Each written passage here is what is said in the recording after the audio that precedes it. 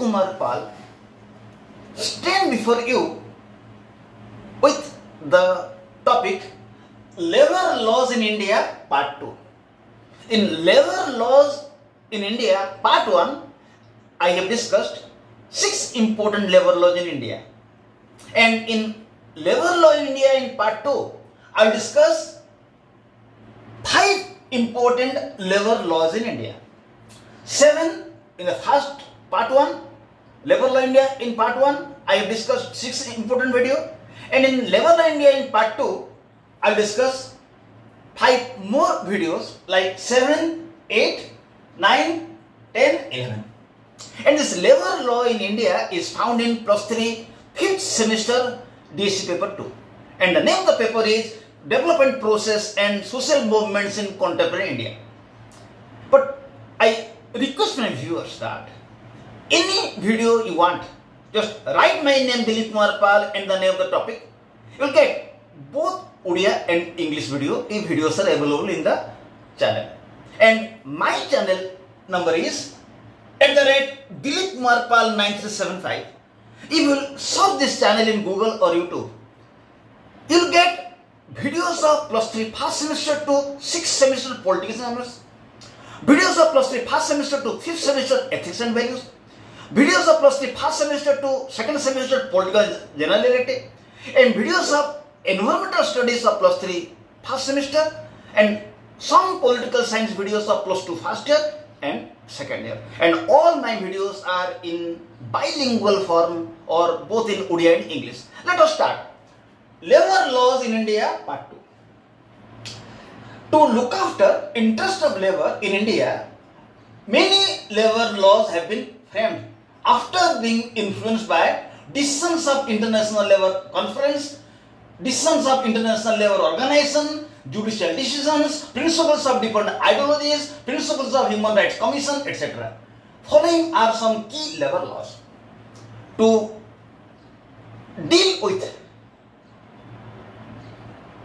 labor issues in India, various labor laws are found, and these labor laws have been framed after being influenced by decisions of International Labour Organization, decisions of International Labour Conference, decisions of judiciary, principles of different ideologies, and principles of Human Rights Commission. In Labor Law Part 1, I have discussed 6 important labor law, and in Part 2, I will discuss 5 more important video. This is number 7. Industries Regulation and Development Act of 1951. This is another labor law. The name is Industries Regulation and Development Act of 1951. So what this law speaks? This act was enacted to provide for the development and regulation of certain industries for public interest. This act says that central government should regulate some industries for public interest. If these industries will not be regulated, then public interest will be in problem, people will be in problem. So, for public interest, the central government will regulate some industries through licenses, issuing licenses. It is mentioned in this act that in the interest of public, union government should control some industries which are included in the first schedule of the act. This act speaks that for the interest of people, central government should regulate some industries. To which industries it will regulate, it is mentioned in the first schedule of this act. A system of licensing is introduced under this act to regulate planning and future development of new undertakings on sound and balanced lines. And central government thinks it will be helpful for the country. It is applicable in the entire country including Jammu and Kashmir. Under this law, the central government will regulate some industries through issuing of licenses for the public interest. And before the government will issue license to any industry, it will think that whether this industry will be helpful for the country or not. And this act is applicable in the entire country including Jammu and Kashmir. Number 2, Employees Provident Fund and Miscellaneous Provisions Act of 1952. Employees Provident Fund and Miscellaneous Provisions Act of 1952. So what is Act? This Act seeks to ensure the financial security of the employee in the establishment by providing for a system of compulsory saving. Employees Provident Fund and Miscellaneous Provisions Act of 1952. It says that for the interest of employees, there must be some compulsory savings of the employee. The Act provides for establishment of a contributory provident fund in which the employee contribution shall be at least equal to the contribution payable by the employer.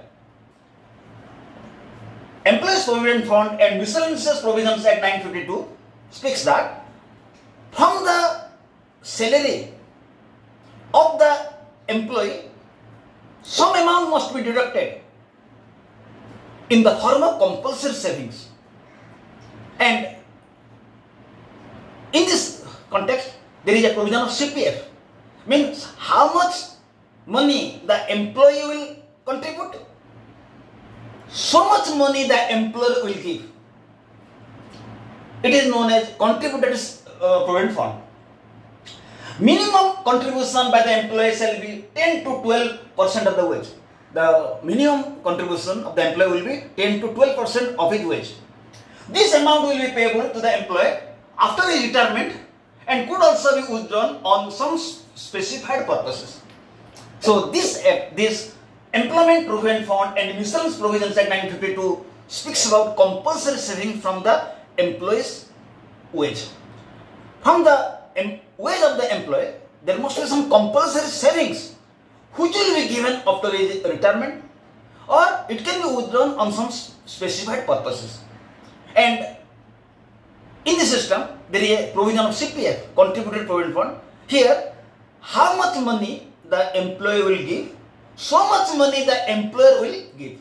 All this money will be deposited in the Provident Fund, and the minimum contribution will be 10 to 12%, and the amount will be given to the employee after retirement. So it speaks about the compulsory savings for the employee for the benefit of the employee.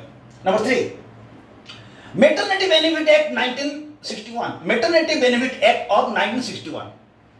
This Maternity Benefit Act regulates employment of the women and maternity benefit mandated by law, means recognized by law.